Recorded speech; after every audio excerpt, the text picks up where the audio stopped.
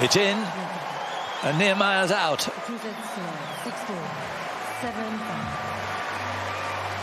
Świątek played her best tennis at the end. The end of each set, and that says a lot.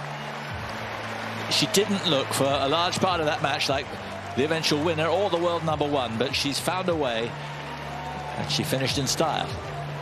And that's perhaps what winners and champions look like, isn't it? Finding that best form when it's really needed. Running off 4 games in a row, just in time, saving the day. Niemeier departs. She will come again, that's for sure.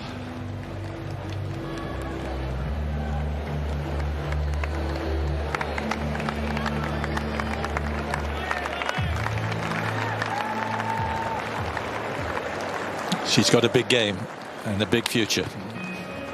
You'd hope so. Certainly got the game. We'll see what the future holds, but it's about maintaining that level in those tight moments. Just faltered at the end of the first set, and then a little bit of perhaps faltering, coming off the gas a fraction and allowing just that little bit of daylight for Świątek, who was certainly able to raise her level. And yeah, not the tightest performance, but I think one that she'll take some heart and confidence from that she got through, testing different areas of her game. Forehand missing far more often than she would like, but this is an opponent that she certainly would have been wary of. Gave her a good test in New York last year. Firstly, welcome back to Melbourne Park, Australian Open. Welcome back to Melbourne. Congratulations. That was a very tough one. But firstly, what was it like to get out here again? Rod Laver Arena, first round, night session. What was it like to get out here with this crowd and play your first round? Pretty amazing. Besides being really nervous, I really enjoyed it, especially with you guys, because you're really loud and I like it. So thank you.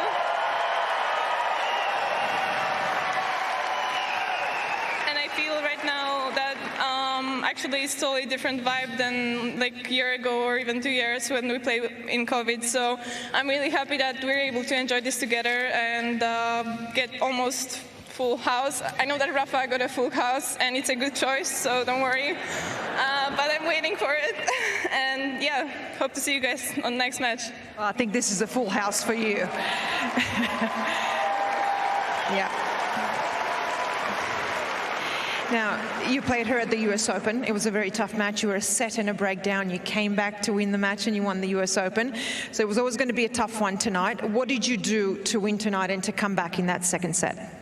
Honestly, I really wanted to be focused on myself because I know that Jule can really serve amazing, and on US Open she was also, using these fast conditions that we played in, and she was really putting pressure on me. So this time I just wanted to, not really think about that, but think about what can I do to kind of push her back. And I'm pretty happy that I had this attitude. It's always easier to kind of focus on yourself. So I'm pretty happy that I got through this match because, yeah, first round is always tricky, and against an opponent like Jule, it's even more tricky. Now, I want to ask you about an incredible Aussie, Ash Barty, because you've talked about how important she has been to your career. You cried when she retired, and you talked about what an impact she's had on you, your career, and what an inspiration she has been. Can you tell me a little bit more about that? Well, honestly, last year when I lost against her in Adelaide, I was like, I have to do everything to, learn how to get back this slice and cope with the change of rhythm and everything. And for the next few months, I was really, really motivated, and it gave me extra kick. And I'm pretty grateful for that. I know she didn't do anything to make it happen, but just her tennis is amazing, and she really, pushed us to our limits, and she still kind of won easily. So yeah, she's just a huge inspiration, and the way she behaves also, she's so classy, and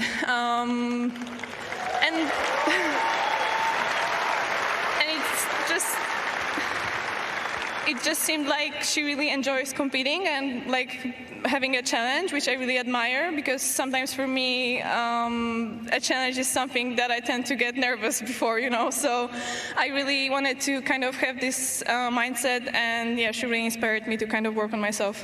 Well, you don't look like you have any problems with challenges, and you're pretty classy yourself.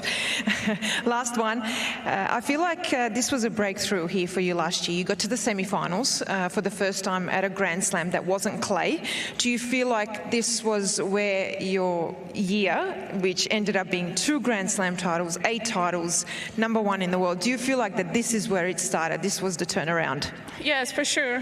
Both Adelaide and this tournament, it gave me a lot of confidence. And I remember, I was just happy that, I can win matches on hard court, matches that are tight, and also I can use my physicality to kind of win, even though it's like, I played I think a few 3-hour matches last year. So it was pretty tough, but I was super proud of myself, and I just felt like I'm doing progress. So Australia has always been for me like that.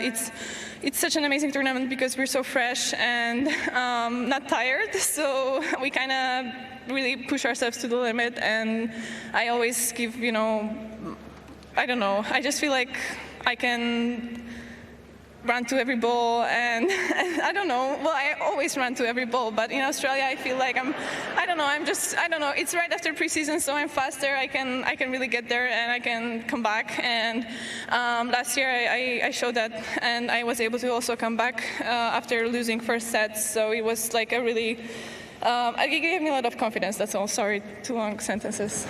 So in short, you love Australia, and Australia loves you. We look forward to seeing you in the second round. Congratulations. Ladies and gentlemen, Iga Świątek. Hi, I'm John McEnroe, and welcome to Eurosport Tennis on YouTube.